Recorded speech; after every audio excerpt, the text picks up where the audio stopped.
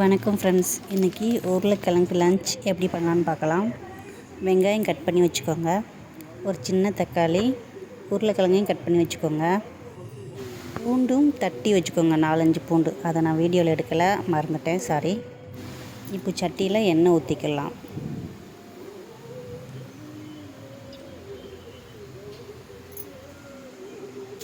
சட்டி சூடானதும் இப்போ கடுகு போட்டுக்கலாம்.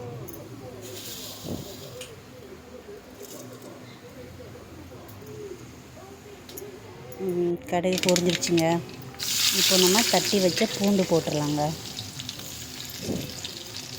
நல்லா வெந்து வரட்டும். இப்போ கருவேப்பிலை போட்டுடலாம்.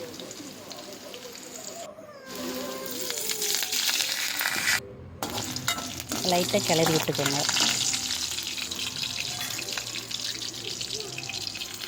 இப்போது நம்ம வெட்டி வச்ச வெங்காயத்தை உள்ளே போட்டுடலாம். ஒரு வெங்காயம் கட் பண்ணி வச்சா போதும், பெரிய வெங்காயம்.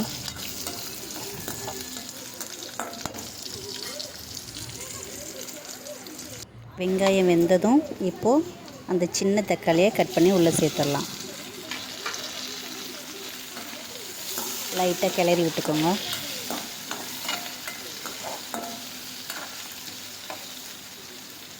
இப்போது தக்காளியெல்லாம் வேகிறதுக்கு நம்ம உப்பு போட்டுக்கலாம்.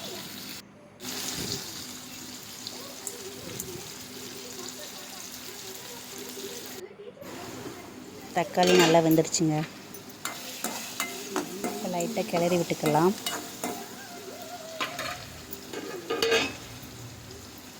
இப்போ கட் பண்ணி வச்ச உருளைக்கிழங்கு உள்ளே சேர்த்துடலாங்க.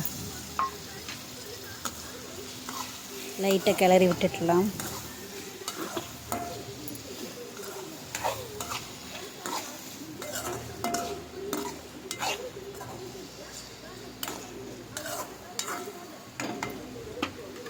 இப்போ நம்ம மசாலா சேர்த்துக்கலாம். கரம் மசாலா, சிக்கன் மசாலா, வீட்டு குழம்பு மசாலா, மஞ்சள் பொடி எல்லாம் கொஞ்சம் கம்மியாக சேர்த்தா போதும். இப்போ நல்லா கிளறி விட்டுக்கோங்க.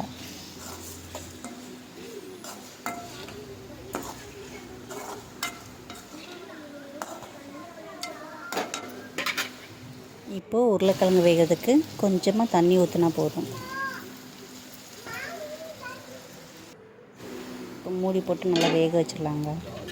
லைட்டாக வெந்து வருது. இப்போ கொஞ்சம் கிளறி விட்டுக்கலாம்.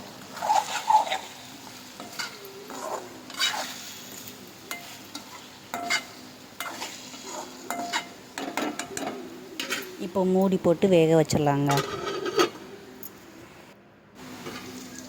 நல்லாவே வெந்து வந்துருச்சு. இப்போ நம்ம சாதம் சேர்த்துக்கலாம்.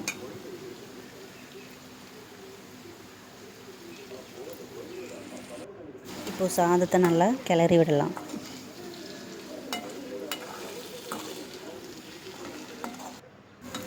நல்லா கிளறி விட்டாச்சுங்க. இப்போது நம்ம அடுப்பில் முட்டையை ஊற்றி பெப்பர் போட்டு எடுத்துடலாங்க. எடுத்து நம்ம இப்போ சாதத்துக்குள்ளே சேர்க்க போகிறோம். இதையும் சேர்த்து நல்லா கிளறி விடலாங்க. இப்போது மல்லி இலை தூவி இறக்கிடலாங்க. சாதம் ரொம்ப அருமையாக வந்துடுச்சு. நீங்களும் செஞ்சு பாருங்கள்.